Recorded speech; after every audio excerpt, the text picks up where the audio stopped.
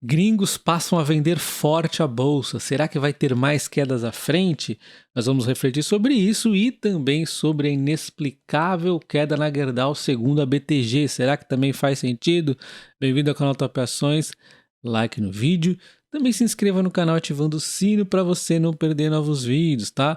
Estou começando aqui na questão da Gerdau. Primeiro vamos dar uma olhada no preço justo, comparando com a Usiminas. Olha só, a Usiminas tem uma margem aqui de 23,8%, enquanto a Gerdau 43,8% segundo o consenso, e pela BTG 8% apenas a Usiminas e 61,2% a Gerdau. Então, segundo o mercado, a Gerdau está muito mais barata. Só que é um pouco perigoso você seguir apenas os preços justos das corretoras. Até pouco tempo atrás, 1 ano e meio mais ou menos, esse preço justo da Usiminas era umas 2,5 vezes maior que esse aqui. Eles reduzem sem dó mesmo. Óbvio, tivemos alguns problemas na Usiminas, talvez alguns fora do radar, mas não dá para você diminuir 2,5 vezes o preço do nada em 1 ano e meio. É bem maluquice isso, então sempre toma muito cuidado. É bom olhar, beleza, mas eles às vezes pensam muito no curto prazo.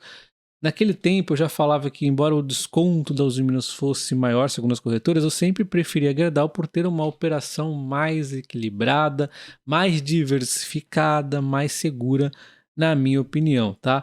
Então a gente dá uma olhada aqui na operação da Gerdau.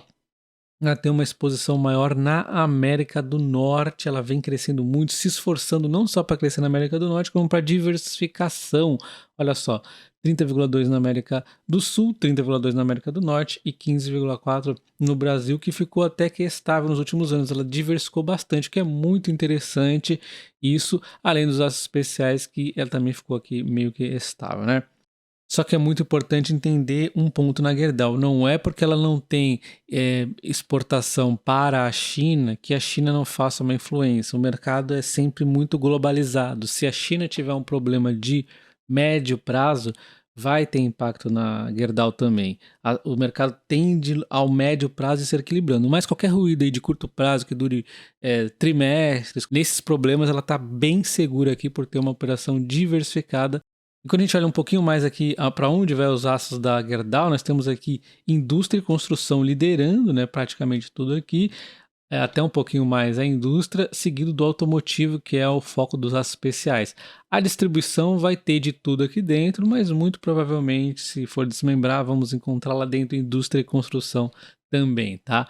Aí tem que detalhar, entrar nas contas em detalhe para ver qual seria a mais exposição dela, indústria e construção, mas o fato é que ela tem esta diversificação interessante, embora o seu tipo de aço normalmente fosse aí mais para a parte da construção, né?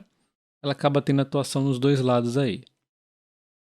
Um ponto muito importante, fortalecedor da tese do Brasil, na verdade, é que as empresas elas não têm dívidas muito pesadas, as empresas aqui de commodities. Então a gente vê a Gerdau com uma dívida de 0,31 dívida por EBITDA, não tem o menor problema essa dívida, a não ser que esteja dando prejuízos muito grandes, e nem prejuízo ela está dando. Então assim, não tem um grande risco aqui na Gerdau, dado essa foto que estamos olhando hoje, a não ser que as coisas mudem tanto assim drasticamente. Será? Vamos dar uma olhada então no que a BTG falou. Eles comentam que, diferente de outras empresas que vêm caindo muito, como Vale, CBA, Suzano, Klabin, o resultado da Gerdau veio forte. Ela depende muito da crise nos Estados Unidos não acontecer, a recessão severa aqui, que eu sempre digo para vocês desde o princípio dos tempos que, na minha opinião, não teremos uma recessão severa lá. E a BTG pergunta, né, cadê essa recessão que nunca chega? Enquanto isso, o resultado da Gerdau vai indo muito bem. Então, na minha opinião, se eu confio nos Estados Unidos, seria uma tese para confiar na Gerdau também. Os dividendos eles estão prevendo então em 15% para 2023. Então, recapitulando, o BTG tem um preço justo de R$ 39,00, que dá uma margem de 61,2%, um dividend yield de 15%, que leva a um preço teto de R$ 60,50, uma margem de 150%. O valor intrínseco de Graham também nos dá uma margem de 162%, levando o histórico aqui do PL e do PVP. Inclusive esse PL e PVP aqui, o PVP está abaixo da média. Lembrando que quando esteve mais baixa aqui, ela estava com uma dívida bastante alta, né? O preço teto dela está com 12,33 de margem, porque ela oscila os dividendos, e aqui dentro tem dividendos de períodos ruins também, mas nós já vimos que o dividendo dela de agora será bem maior aí, né? Quando a gente observa lucro contra cotação, tá meio descoordenado aqui, esses gráficos não nos mostram tão nítido as coisas, mas o fato é que essas cotações aqui vêm caindo mais do que o resultado deva cair. Inclusive, a gente viu até uma recuperação nesse trimestre surpreendendo positivamente, como nós já vimos a BTG comentando. E falando aqui da movimentação dos gringos na bolsa, ela começou o mês negativo, depois teve uma sequência positiva, exceção ao único dia foi muito positivo e embarcou 3 dias negativos de queda até segunda-feira e provavelmente no dia 23 e 24 deve ter tido ainda mais força negativa. A gringada começou a vender e não é necessariamente por conta de algum problema aqui no Brasil. Ou seja, a gente tem o arcabouço fiscal, mas já estava meio que no radar aquilo tudo ali. Aqui no Brasil nós temos o arcabouço sendo enviado para o Senado, então o arcabouço vai seguindo aí para frente. 5 sugestões de modificação, os destaques, né, foram rejeitados. O Haddad comentou aqui que o arcabouço fiscal ficou mais duro e angariou o maior apoio possível, teve realmente bastante apoio. Mas ainda assim, eu esperava maior dureza, eu esperava mais rigidez aqui no Congresso, mas assim, dos males o menor, né? Vamos para frente, pelo menos temos algumas regras aí. Não foi isso que fez mexer a bolsa, não foi isso que fez a bolsa cair, sim o exterior. O impasse da dívida ainda segue e temos alguns eventos aqui de curto prazo, segundo os analistas estão levantando, né, com essa possibilidade, antes mesmo de um calote técnico poder estar acontecendo, eles já estão vendo 2 riscos aqui de curto prazo. O primeiro é a forma como o mercado perceberá o plano de contingência do Tesouro Americano, que deverá contar com a repriorização de pagamentos da dívida, paralisação do serviço público. Em uma situação como essa, o lado positivo prevalece sobre o lado fiscal. Politicamente não é sustentável pagar despesas de juros para investidores estrangeiros e não pagar a Seguridade Social. Portanto, antes do default, é possível o mercado precificando negativamente o impacto da desaceleração fiscal do governo. Então já é o mercado aqui fazendo algumas precificações antes mesmo de qualquer evento ocorrer na prática. E temos o segundo evento, que é o risco de rebaixamento da dívida soberana dos Estados Unidos, como houve em 2011. Aí é bastante sério, o que precipitou em bastante volatilidade, embora haja poucos incentivos para uma mudança rápida na nota técnica de crédito nos Estados Unidos. A volatilidade dos mercados poderia ser um wake-up call para as agências de rating atualizar suas perspectivas.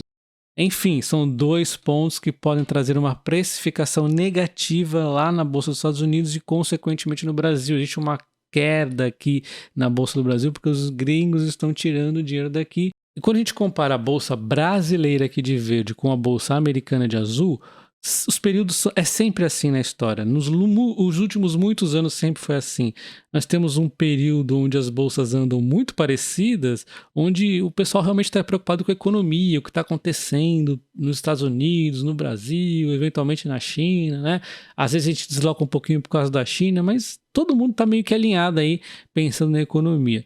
Só que tem uns períodos onde a política toma conta, principalmente aqui no Brasil, principalmente em países da América Latina, né? Tem muito disso.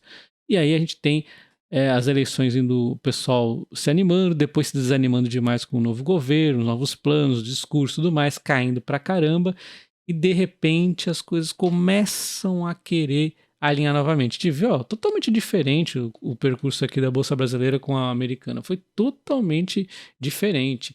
E aí a gente começa a querer alinhar novamente, tiramos um pouquinho do atraso, que nós estamos muito baratos. Então o pessoal já precificou muita coisa ruim, já precificou o estouro do teto, aí depois começou a precificar o arcabouço, que já, puxa, não é tão ruim assim, aí começa a ver uma coisa aqui, outra ali, e vai começando novamente a andar, teoricamente, um pouco mais próximo dos Estados Unidos. Eu acho que a tendência é ter uma aproximação maior. Eu acho que ainda a gente ainda não vai estar nesse cenário totalmente alinhado, porque ainda tem muita política aqui. A gente pode, de repente, se descolar. Eu espero que não aconteça. Eu não acho que vai acontecer como aconteceu no governo Dilma, onde deslocou totalmente do mundo, né? Criamos uma crise única para a gente. Mas a política pode também, não é só política, a política pode também destroçar a economia, né? Mas eu acredito que não. É muito importante agora, então, a gente ficar olhando os Estados Unidos, porque a tendência é ter uma correlação um pouco maior. Vamos esperar, na minha opinião, eu gosto até quando a gente está bem alinhadinho aqui, com eles, porque é mais legal acompanhar economia do que acompanhar política, né? Política é muito chato. Mas a gente tem que falar, não tem como eu ignorar, né?